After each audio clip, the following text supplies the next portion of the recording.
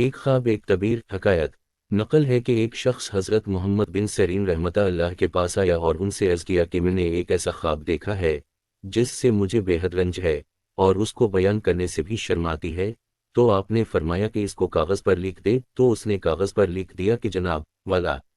میں تقریباً 3 ماہ سے غائب تھا اور جس جگہ تھا وہاں خواب میں نے دیکھا کہ گویا میں وہاں سے روانہ ہوا اور اپنے مکان میں آیا تو گویا میں نے یہ دیکھا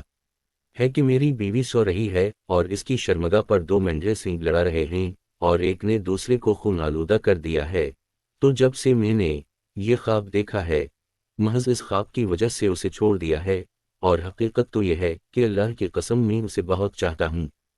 پھر یہ کاغذ لکھ کر امام کے سامنے پیش کر دیا۔ امام نے اس کو پڑھ کر اپنا سر اٹھایا اور یہ فرمایا کہ اپنی بیوی کو نہ چھوڑ، وہ پاکدامن پاکیزہ اور شریف عورت ہے، اور اصل واقعہ یہ ہے کہ اس کو تیرے آنے کی اور جلد پہنچنے کی خبر ملی اور تو گھر کے قریب پہنچ گیا تو اس نے اپنی شرمگاہ کے بال اس چیز سے نکالنے چاہے جس سے وہ عموماً نکالا کرتی تھی،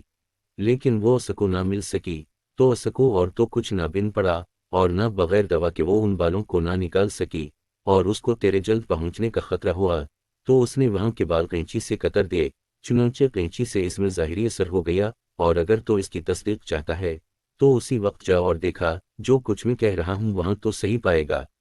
چنانچہ وہ شخص اسی وقت اپنی بیوی کے پاس گیا اور اس کو اپنے قریب بلا کے اس سے صحبت کرنا چاہا تو وہ عورت اس سے بھاگنے لگی اور کہنے لگی کہ خدا کی قسم میں اس وقت تک تیرے ہاتھ نہ آؤ گی جب تک کہ تو یہ نہ بتائے کہ مجھے 7 ماہ سے کس لیے چھوڑا تھا۔ تو اس وقت اس نے اسے خواب کا قصہ سنایا اور بتایا کہ امام نے اس خواب کی تعبیر کیسی دی۔ کہنے لگی خدا کی قسم امام نے ٹھیک بتایا۔ پھر اس نے اس کا ہاتھ لے کر اس جگہ پر رکھا تو کیا دیکھا ہے کہ جس طرح حضرت شیخ نے فرمایا تھا اور خبر دی تھی بالکل اسی طرح ہے کہ روئی زخم پر لگی ہوئی تھی۔ اس شخص نے آ کر امام کو بتایا، آپ نے اللہ تعالیٰ کا شکر ادا کیا اور اس کی تعریف کی۔